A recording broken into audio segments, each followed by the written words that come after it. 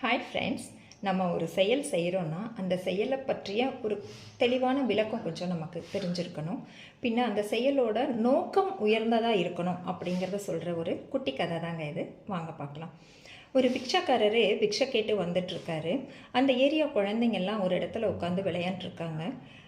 இதை கவனித்த அந்த அம்மா, ஒரு அம்மா தான் குழந்தைய கூட்டிகிட்டு வந்து அந்த குழந்தை கையில் கொடுத்து பிக்ஷை போட வைக்கிறாங்க. இதை கவனித்த பக்கத்து வீட்டுக்கார அம்மாவும் அவங்க குழந்தைய உடனே கூட்டிகிட்டு வந்து அந்த குழந்தை கையில் கொடுத்து பிக்ஷை போட வைக்கிறாங்க. வருடங்கள் நிறைய போயிடுச்சு.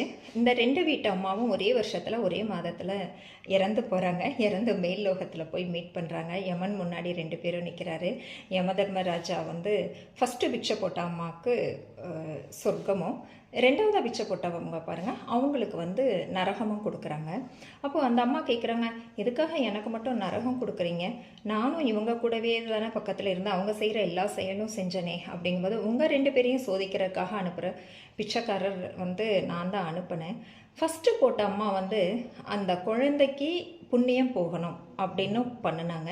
2வது அந்த சின்ன குழந்தைக்கு இந்த வயசுலேருந்தே தர்மத்தை சொல்லி கொடுக்கணும் அப்படிங்கிறதுக்காகவும் அவங்க அந்த உயர்ந்த எண்ணத்தோடு அவங்க பண்ணினாங்க. ஆனால் நீங்கள் என்ன பண்ணீங்க? அந்த அம்மா பண்ணுறதை பார்த்து பண்ணணும்னு உங்கள் செயல் இருந்துச்சு. பட் உங்கள் எண்ணம் வந்து இந்த குழந்தை கையில் கொடுத்தா கொஞ்சமாக பிச்சை போடலாம், போடுற அளவு கொஞ்சம் போகும் அப்படிங்கிற எண்ணம் உங்களது இருந்துச்சு. அதனால் உங்ககிட்ட ஒரு உயர்ந்த எண்ணம் இல்லை, குழந்தைக்கு நல்லது சொல்லி கொடுக்கணுங்கிற அந்த பண்பும் இல்லை. அதனால் உங்களுக்கு நரகம் கிடைக்கிது அப்படின்னு சொன்னாங்க. ஸோ நம்ம எந்த ஒரு செயல் செய்கிறோன்னாலும் அதை யாரையும் பாதிக்காமல் அதில் ஒரு உயர்ந்த எண்ணம் கண்டிப்பாக இருக்கணும் அப்படின்னு நான் நினைக்கிறேன். இதை சரின்னு சொன்னால் நீங்களும் ஒரு லைக்கை தட்டிட்டு அப்படி சப்ஸ்கிரைப் பண்ணிடுங்க. இந்த ஸ்டோரியை பற்றிய உங்களோட கருத்துக்களை கமெண்ட்ஸில் சொல்லுங்கள். Okay, thank you friends. Take care. Bye-bye.